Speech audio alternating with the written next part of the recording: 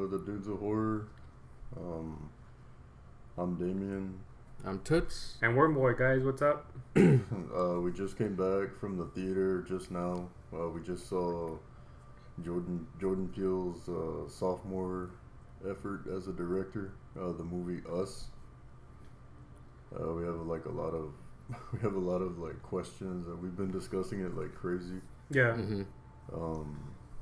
Toots, if you can, if you can try to give like a brief synopsis of the movie. All right. Like, So basically, this family goes on vacation. They're in Santa Cruz, and at some point they meet up with these doppelgangers of them, and then hilarity ensues after that. You know, basically a lot of suspense and blood and whatnot. But that's the most I'm gonna say for now, because that basically they see themselves, and then, you know, like I said, then shit hits the fan. Yeah, shit hits the fan, or hilarity ensues, whatever you want to call it. it's a very like, I was getting like a lot of like Twilight Zone, Outer Limits type of vibe with this movie, like science fiction. Yeah, science fiction. I also got the thriller part of it, like, you know, because I was like, what's gonna happen? Like, I wanted more answers and more answers. Like, what does it all mean? And even towards the end, I mean, I was confused. But then I kind of traced my steps back and started making sense of the movie. Yeah, do we want to get into spoilers in this review, or do you want to? Or I don't think it matters. Does it? Yeah, it doesn't matter. If we do, we do. If we don't, we don't. All right. Yeah. So if you're watching this before we or listening to this, yeah, we're gonna probably spoil the movie for you. So, but we'll give a spoiler warning. Yeah. If we get into spoilers. Yeah. So what'd you all think of the movie? I thought it was interesting, different, and it kind of meshed all the good qualities that I like to see in this kind of movie, which is like, for me, was the music. The comedy wasn't, it was sprinkled in just enough for me. It wasn't too overdone. And then the horror element also. And then I'm a conspiracy guy, if you want to call me that. But I like that whole kind of, you know, there's us, like there's another side of us, you know. And the whole part of them coming out from the underground, you know, it starts a whole nother like conspiracy theory in my point of view. Yeah. And I'm like, yeah, it's probably the government and this and that. Like, I can see how it could work, and, you know. Yeah. I'm not gonna go too much into that, but I think it's a great movie. If you haven't seen it, it's a must see. Like, I want to see it again, just so I can kind of put things into more perspective. Well, we were talking about that. It's definitely a movie that you like. It's just like Jordan Peele's movie Get Out, or like the Sixth Sense, where it's a movie that right after you watch it, you immediately want to watch it again, because you want to rewatch it with the knowledge that you have after finishing the movie. Yeah. Like, or you want to, like you were saying, so you want to spot things that you know you missed. Yeah. Like, yeah, it's been a while since I've walked out of a movie like giddy, because I really enjoyed the movie. I thought it was a very good movie. And I was very giddy because after seeing, you know, especially like the ending and whatnot, and, you know, like as we were leaving, like I was still kind of going back in my head, like, okay, where, you know, like what were the little pieces that, you know, if you see it again, you know, you can notice it, you know, or like how it ties into the ending, and because with this movie, you know, it's kind of like what Roddy Piper used to say, just when you think you know the answers, I change the questions. That's kind of how it was for me. Yeah, and that's what I liked about this movie as well, because you just didn't know till the end. Like, and I liked it because it kept me on edge and interested in knowing, okay, what's gonna happen next. Especially, well, I'm gonna get into spoilers. Yeah. Especially when I see the doppelgangers the first time they see them, and then I'm like, oh shit, they mean business, you know? Yeah. Like, they're out to kill them, obviously. That's what I thought, right? And they are. And then after they escape that fiasco, and then they go to their friend's house, and I'm like, oh shit, they in like matter of minutes, they kill the whole family, which is the doppelgangers of their friends. Yeah. And I'm just like, oh shit, this is serious. Yeah. Because I thought it was just them, like you had said too, Totes. Like you're like, I thought it was just gonna be centered around that family, you know? Yeah. The main characters. But then no, their friends were involved too. I was like, oh shit, it's bigger than that. Yeah. And then this conspiracy guy, like I am, like, oh shit, there's so much more left. Yeah. Once they start doing the whole like we called the police like that, like, and there's a busy or not a busy signal, but there's like a recording. Mm-hmm.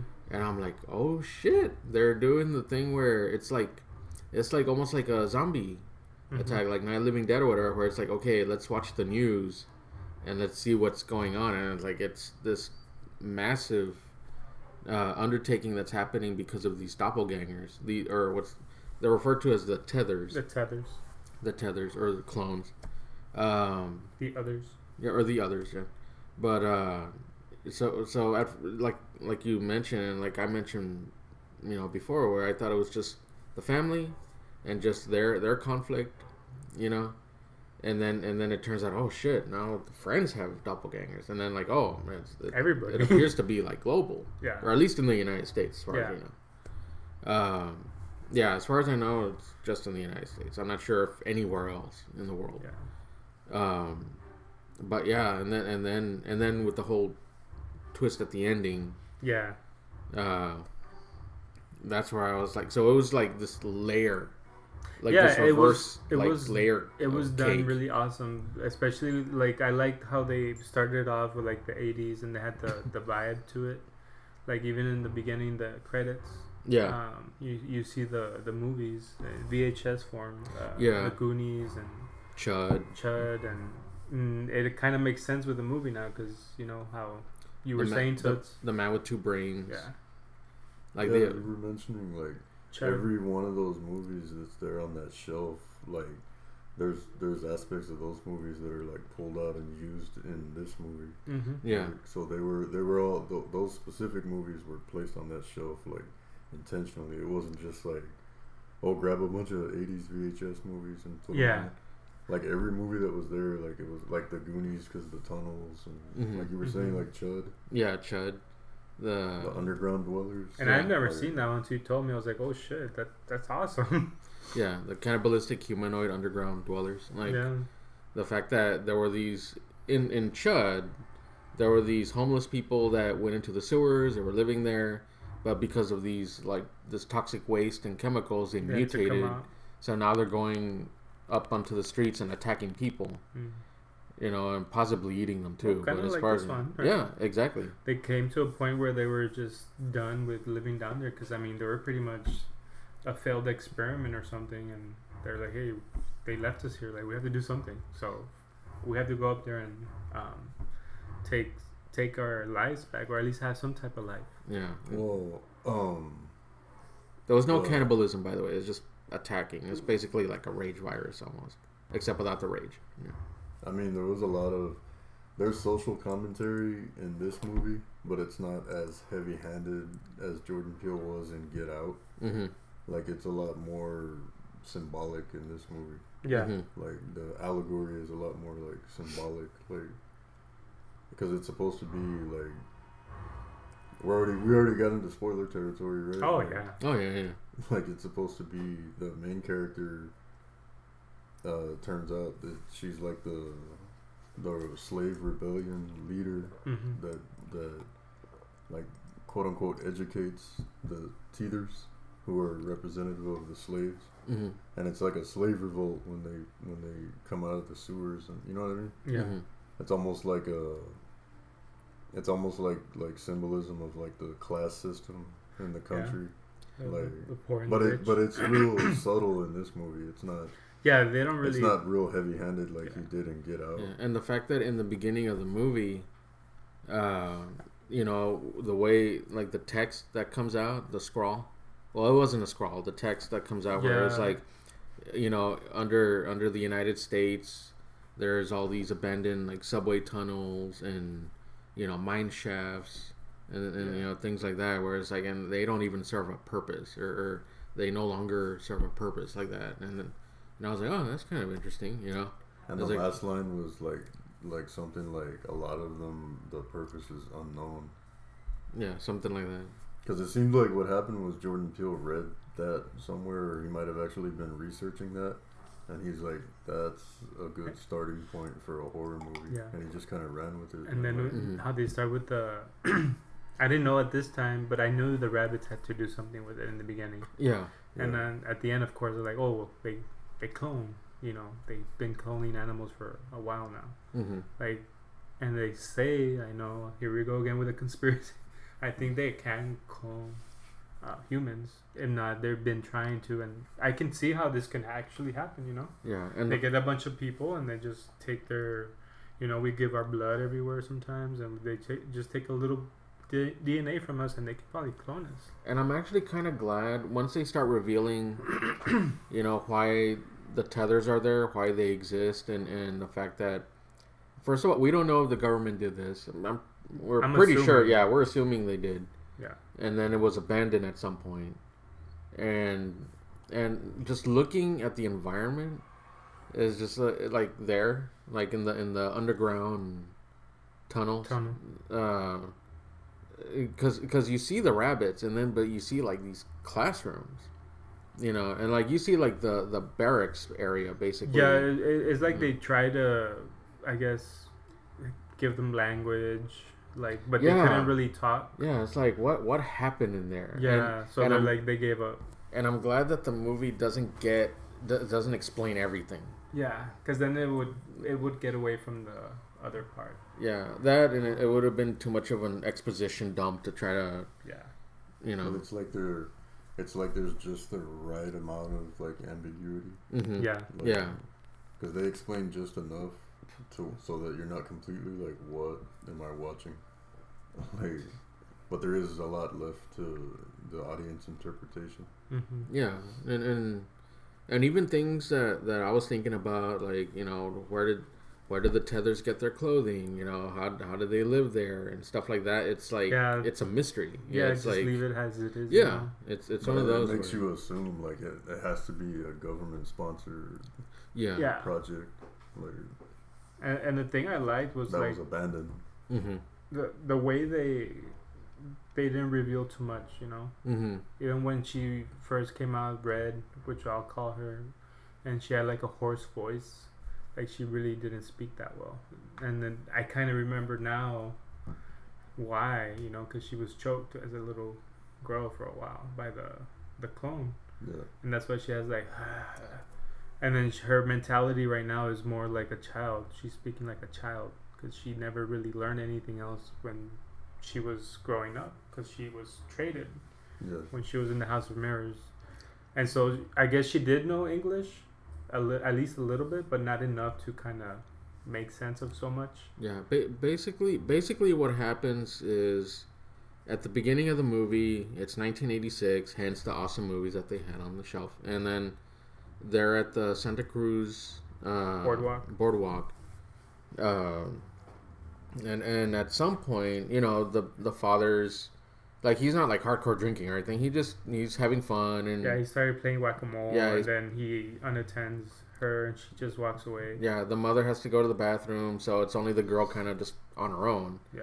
So she wanders off, finds this basically like a fun house. Mm-hmm. And then at some point you see you know, she sees her reflection, except for this one. She's seeing the back of the head. Yeah, she sees the back of her reflection as opposed to her front. Yeah. And then basically you just see her expression of like horror. You know, you don't really see what she sees at first. But they show it later through flashbacks and. Yeah, and then that's where it kind of cuts, and then it goes into present day. And then you kind of see flashbacks here and there from what happened afterwards. Mm-hmm. And I think they did that really well, because they didn't like, if they had revealed it since the beginning, I would have been like, it wouldn't be that good, you know. Yeah. So I'm glad they little by little went to present day, and then they went back a little bit, and that's what kept me like, oh shit, this is interesting. Yeah. So basically, this fun house, once you know the clones start taking over, and then Adelaide's the main character, Adelaide, she gets into the funhouse again, like trying to find her clone, and that's where you find out where that actually deep down in this funhouse there was this experiment that was happening, this research on clones that was abandoned. Mm-hmm. So you kind of find that out, and you see where they lived and what they had to deal with, and I'm sure it was a lot larger than what we just saw. Mm-hmm. But yeah, that was just a little part of it. Yeah, it's one of those places where, like, if it was a video game, I would just love to explore everywhere. Well, it's like they kind of hint that these tunnels, like with that opening text at the beginning of the movie, that all these abandoned tunnels all over the country are being used for this, because like everyone in the country has a clone. Mm-hmm. So, and then that's when they do the Hands Across America thing at the end, the clone. That was creepy. Yeah. And then they don't really have a language, but I think they made their own. Yeah. Because like of the primitive language. Because remember that part in the boat? Yeah. And you can hear like them screaming something, like it just sounds funny to us, but it was actual. They were communicating. Yeah. And I kind of like that part in the boat because it was funny and kind of cool at the same time, because I'm glad that at the time I didn't know who he really was, right? Yeah. But it was the clone, right? Yeah, but yeah, like the way they communicated was basically like grunts, and the only one that knew how to speak was that like the Red, and basically like thinking back to like the classroom and stuff, like maybe they try to teach him, and who knows, maybe at some point in the experiment, like some of them learned, and then when they abandoned it, whoever was left was like, no, they're not gonna learn anything. Yeah. So it's things like that. It's things that I kind of think back to. Like, man, what happened here? And I really liked it also because it had a lot of to me it felt just really creepy and like it was very unsettling. Yeah, unsettling, and I was just like, what's going on? Like somebody needs to stop the movie and explain to me something. But then I was like, no, I can't do that. But because we were both saying when we left the theater that there was parts of, like, especially at the beginning of the movie where it had a lot of like shades of like a M. Night Shyamalan movie. Yeah, it did. And I like the aspect of this movie that you're seeing it from just this family's perspective, so that there's not a lot of explanation, like just like Signs. Yeah. Where you're seeing this like worldwide alien invasion. But from the perspective of just this one family. Yeah. So by not giving you all these answers and not showing you everything, like it's like you're there with them experiencing it.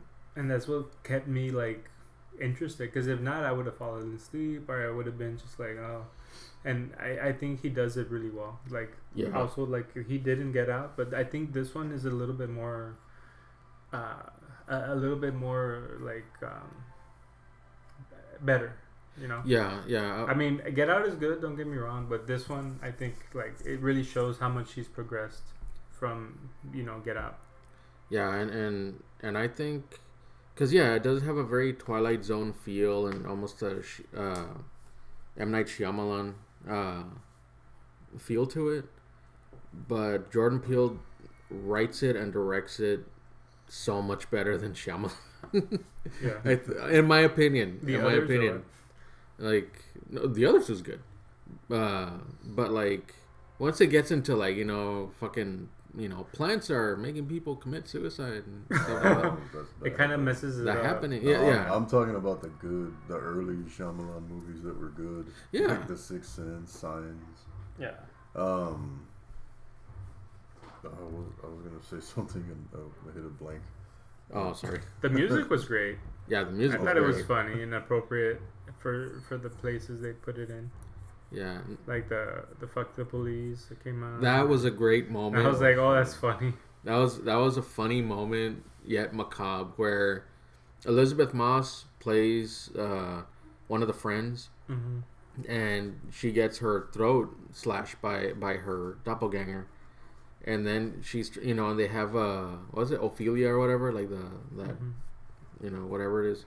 The it's like an Alexa app. And it's like, Ophelia, like call the police as she's dying. It's like, oh, fuck the police by NWA. And then you start blasting it. Yeah, it starts blasting the song, out loud. And it was a funny moment. And then she dies, obviously, but yeah. But I like how when it got to the like the mass, what's the word I'm looking for here, like the requiem scene where the whole family gets taken out by the doppelgangers. yeah. I like how Jordan Peele cut to a wide shot from outside the house, and you can't hear anything. But the house is like glass; it's all windows, so you can see everything happening, but you can't hear anything. Yeah, that part I was like, oh shit! Like I think I left it out. I was actually expecting like the original family, like the family, that first comes out, Adelaide's doppelganger. There. Yeah, I thought they were gonna come in and like kill him, but no, it was like no, it's the friends' doppelgangers. That were like, oh shit, like. Then I'm like, fuck, I don't know everything yet. Yeah. Yeah.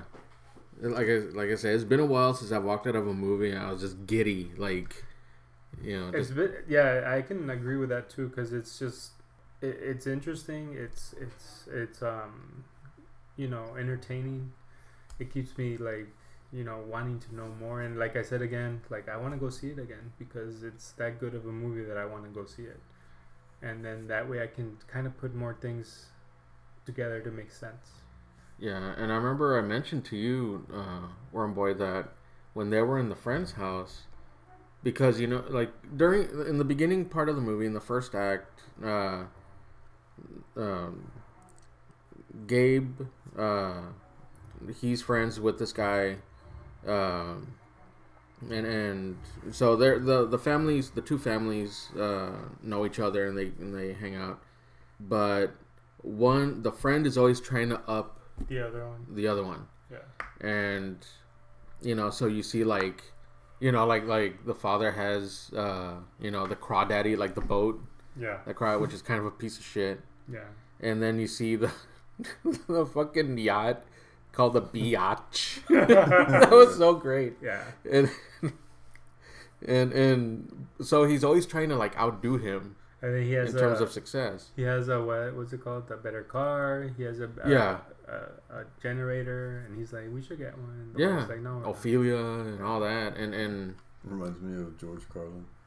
Coveting thy neighbor's goods is what keeps the economy going. Yeah. Yeah, and what do you call it? And I remember I mentioned to Wormboy, I was like, well, you would think when they were in the house, after the friends are killed, and then they killed the doppelgangers of the friends, that Adelaide and Gabe and the family, like... would take off.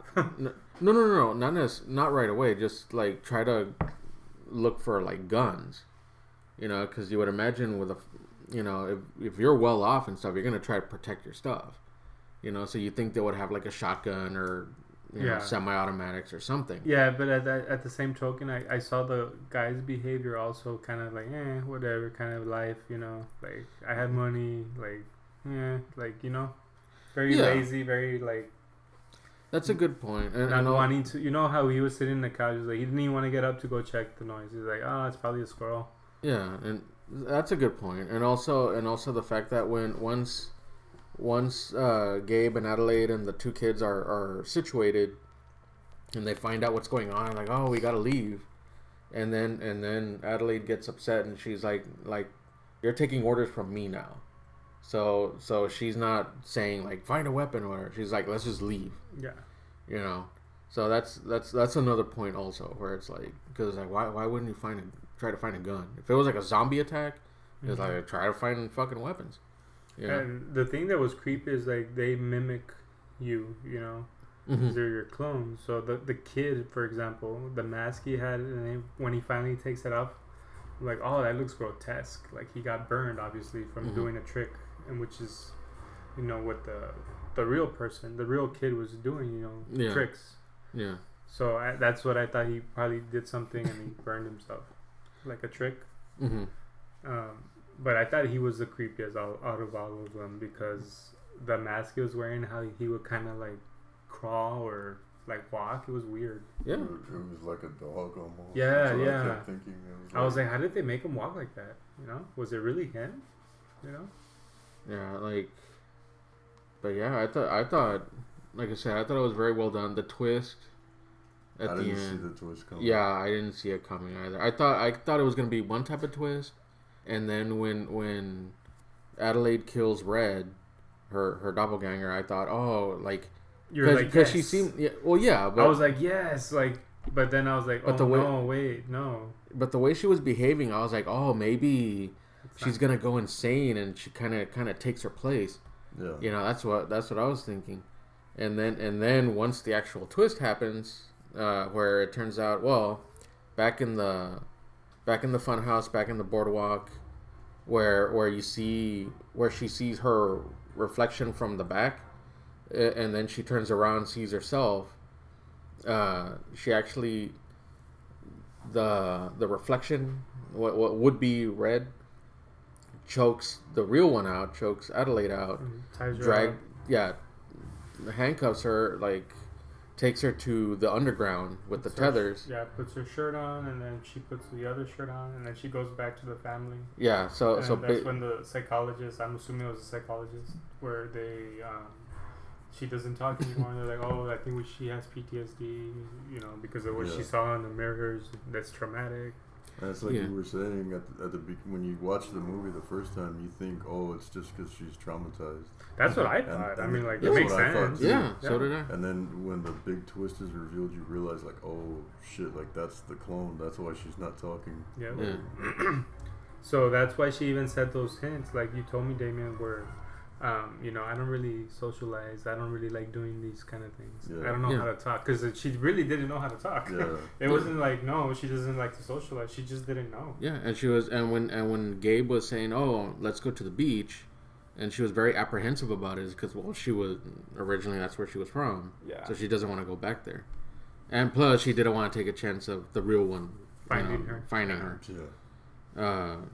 So yeah, it's those things where you kind of go back to the movie and you kind of see her behavior and like, oh yeah, that actually So it makes you sense. wanna It makes watch the movie sense. again. Yeah. Like that part where the clone of the girl, the Yeah. daughter, and why couldn't she just hit her, you know?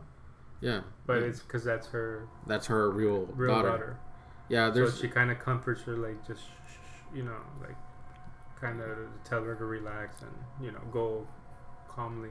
yeah, there's a scene in the movie where they escape the friend's house after you know the friends are killed and they're finding out what's going on, and so they're taking their car, and you see the teenage daughter, like the clone, the tether, like, you know, basically trying to get into the car with her scissors, and the daughter, the real one, is driving the car.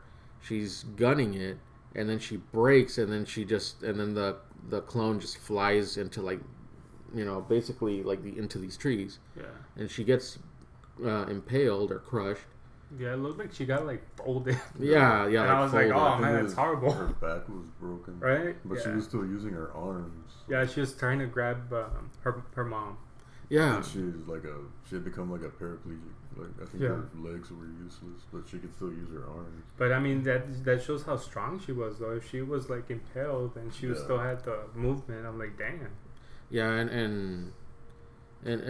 but yeah, like what you mentioned, one boy, that, why didn't she just, like, you know, whack her with the poker that she had? You know, why didn't she just, like, finish her off? Like, no, because that was her daughter.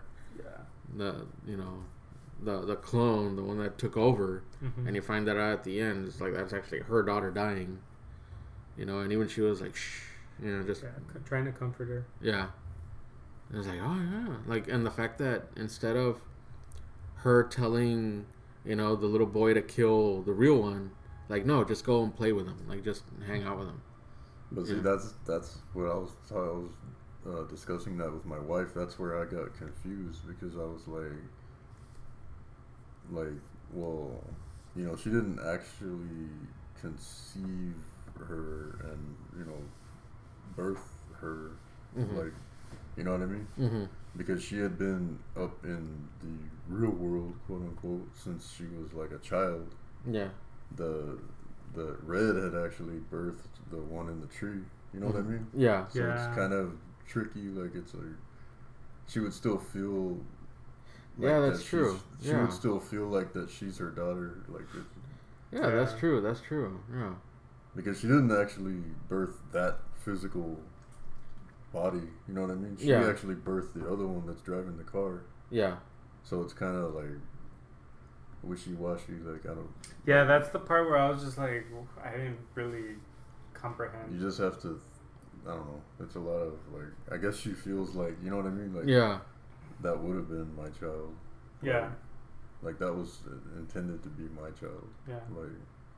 That makes sense now. And But I mean, that's what, like, this movie, little things like that you can discuss and analyze and break down and stuff. It's like the movie The Gift. Joel Edgerton's movie The Gift.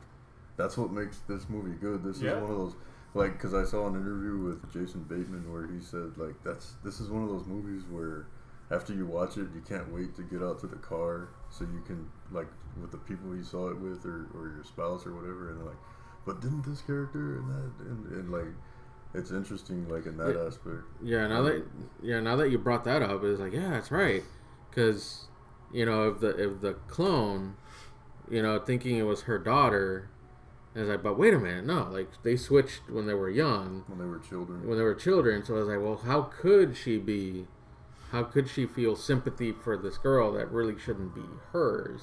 We'll see when we watch the movie. And it goes. That makes sense. But it goes to a point that I was gonna make that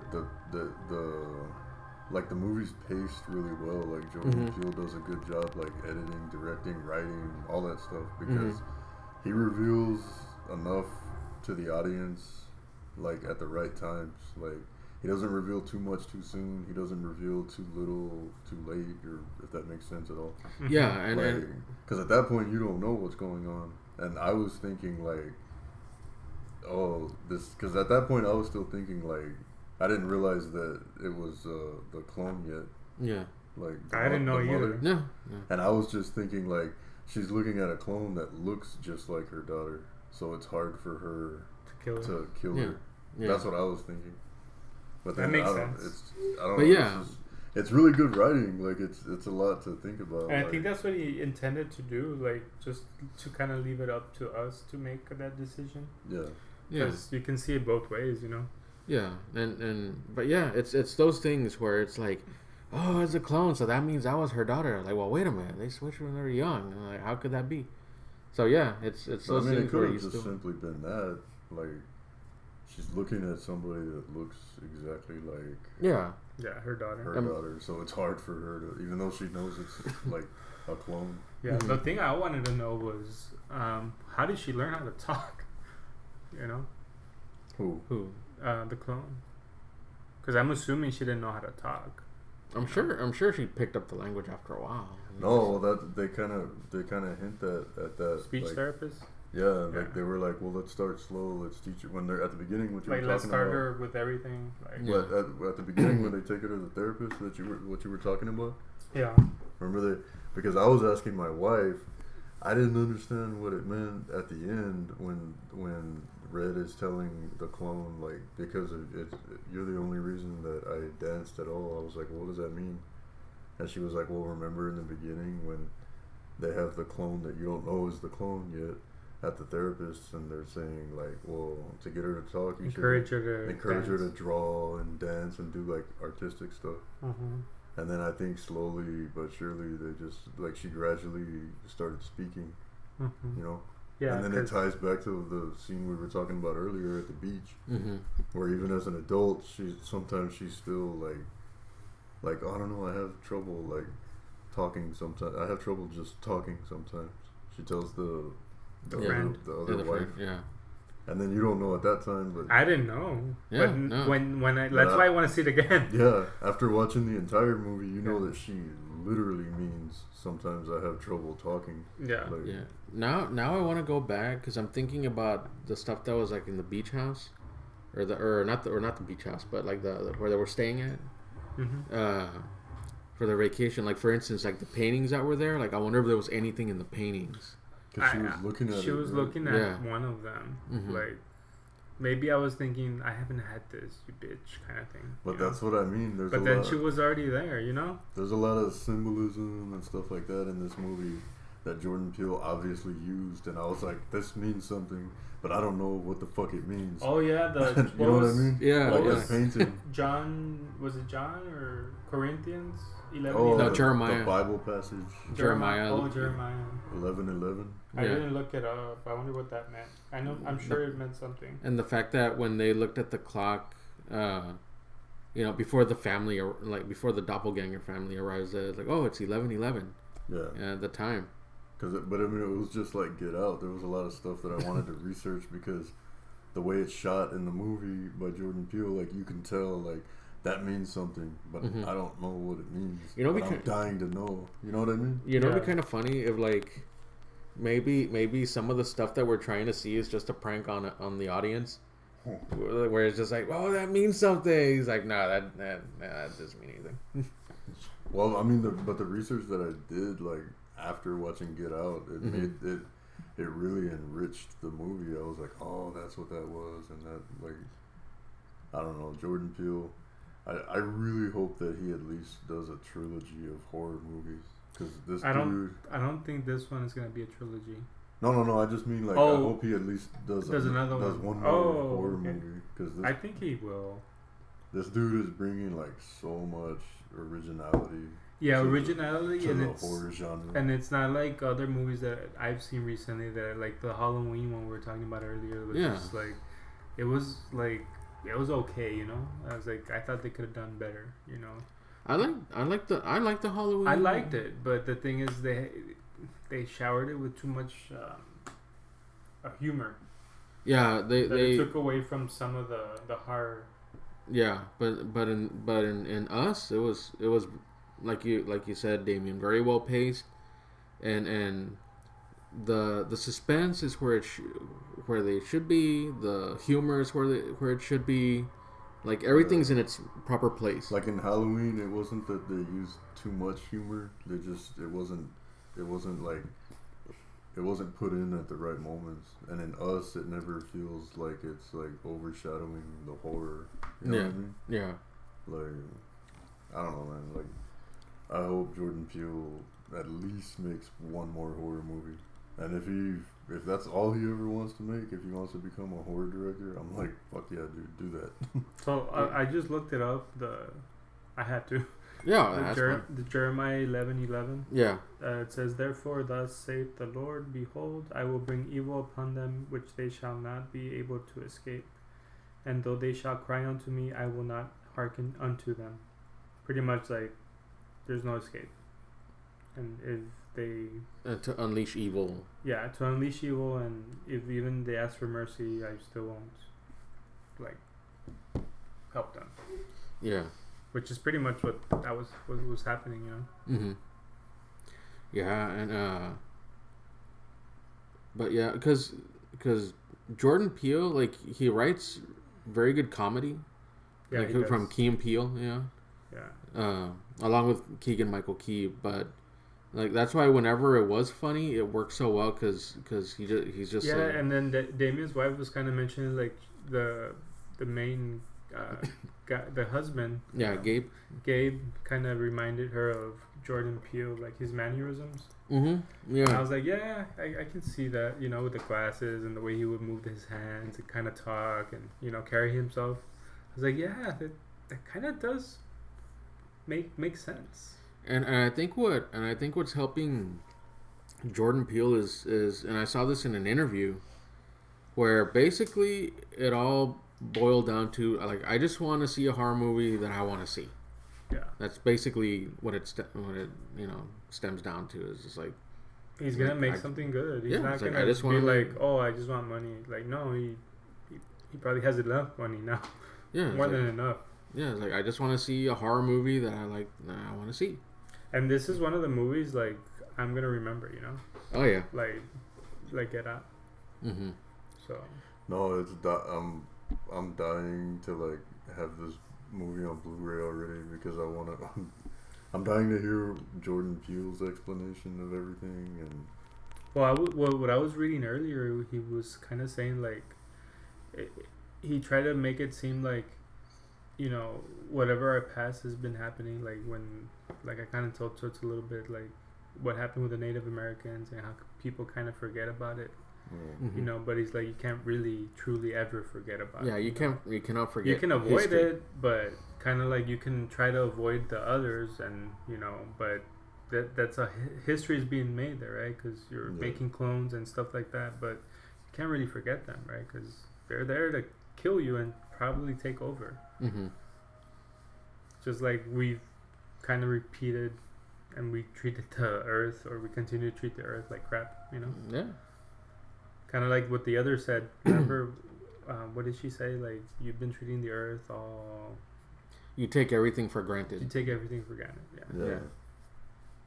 And it's our time now. And that's the part where it's kind of gets into like social commentary. Like, it's supposed to be an allegory of the United States. Like, all these good things that we have now are, you know, people want to forget that it's like it was at the cost of like destroying other civilizations. Like, but people want to, like you said, people want to forget. Want to forget, but it's still there, you know. And the irony is that these clones are coming out, and they're killing their originals and other people, but they're also doing this hands across America thing. Yeah. They're like, hey, we're good.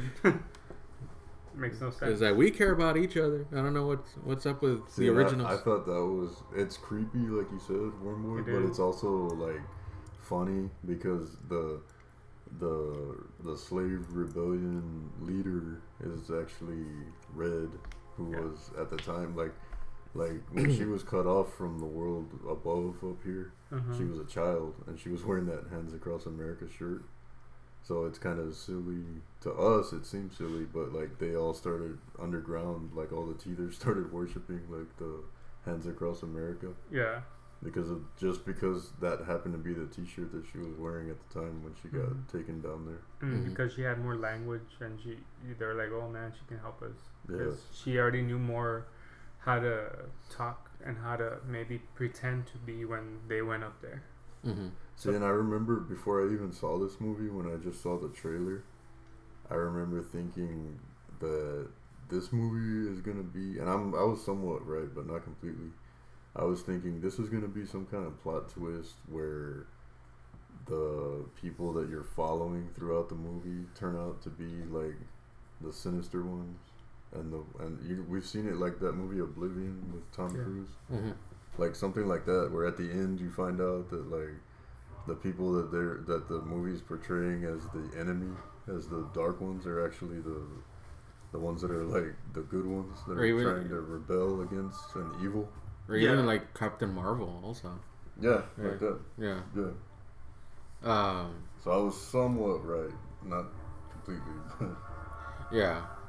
And I'm glad that the trailers never spoiled anything. Like they kept the story to a minimum.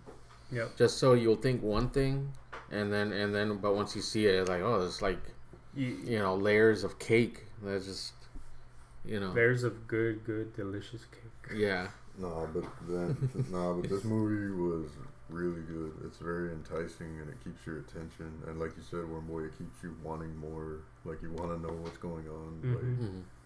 Like I would give us an A. Like it's a really good movie. Like, I was thinking about that too. Yeah. I told Toots actually, I was like, I would give it an A too. Yeah, I'll give it an A. So we're in agreement here. Yeah. Triple A. Triple A. So go see it, man. You guys better go see it, man. It's really worth the price, you know. Yeah. And I'll probably go see it again. Yeah, it's worth the price of admission.